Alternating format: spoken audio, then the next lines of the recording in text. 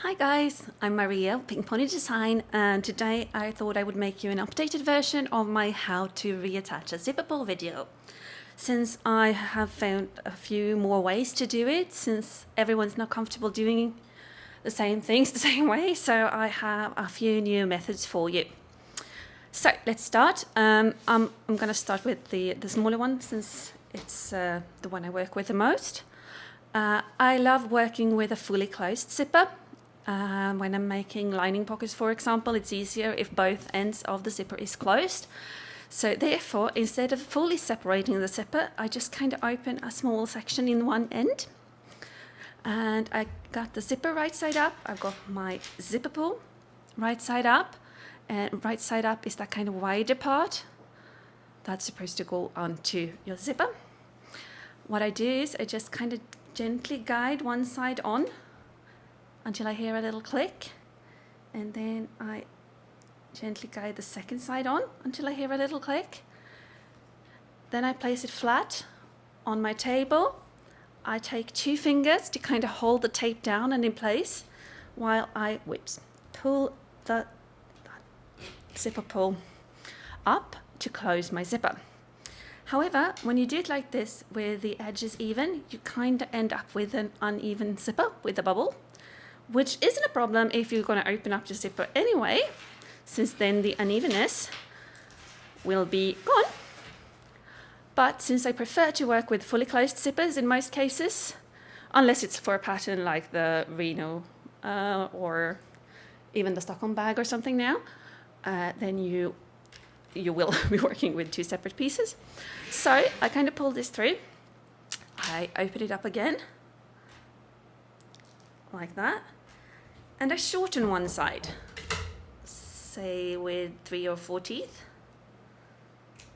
like that. I'm going to trim that so I don't have a bunch of thread sticking out.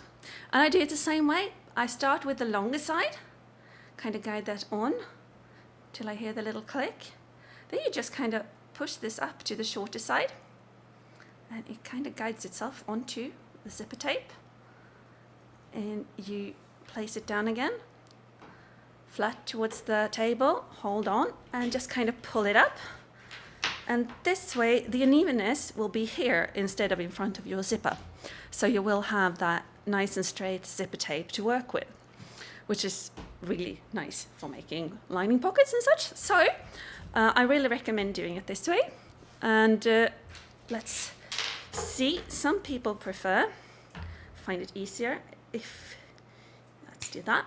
We start with an even zipper, and then you kind of, instead of cutting it straight off, you kind of cut it at an angle. That way you have a bit more to hold on to in this end. So when you put this on, till you hear kind of the click again, there, and you can just use this longer part to guide it in, which might be easier for some people. So I'm just gonna guide that in like that. And as you see, you have a little bit more to work with, which makes it easier. And you just lay it flat and pull it up. And again, the unevenness is here instead of in front of your zipper, so you have that nice straight zipper to work with. And the third method is what some people prefer, and that is to kind of cut away 3 or 4 teeth like that, and only remove the teeth, not the tape. You put it on the longer side first, like that, and then you just kind of guide this part in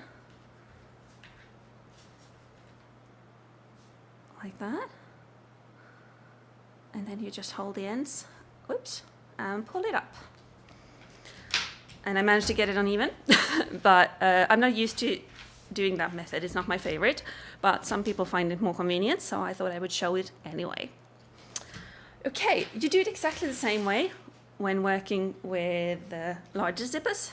What you have to be careful with is, since these teeth are so big, they quite easily become a little bent when you trim them off. So you kind of want to be careful and ensure they are straight, because otherwise you'll get extra hassle when you try to put on your zipper pull. So I do it exactly the same way. This is my preferred method. So I leave a little extra at the diagonal to give myself something more to hold on to. I thread on the zipper pull on the longer side first. Then I just kind of guide this in. There. Place it down, hold on, and pull it up. And there you have it. Zipper pulls on your tape. And this is convenient even if you just want to work with a closed zipper. You don't have to be working with separated zippers for this to be a good idea. And I know some people prefer to do this with the help of a fork. You put it in a drawer and you place the zipper pull upside down. I'm really not comfortable doing that, so I'm not going to show you, but there are several nice videos out there showing how to do that. It's not a method that I like, so I haven't used it more than the attempts I did before this video, just to make sure it wasn't for me. But it really wasn't, so I'm going to stick with my more manual versions of getting the zipper pull on. Find a method that works for you, that you're comfortable with, and make sure you have fun. Zippers are not scary. Zippers are fun.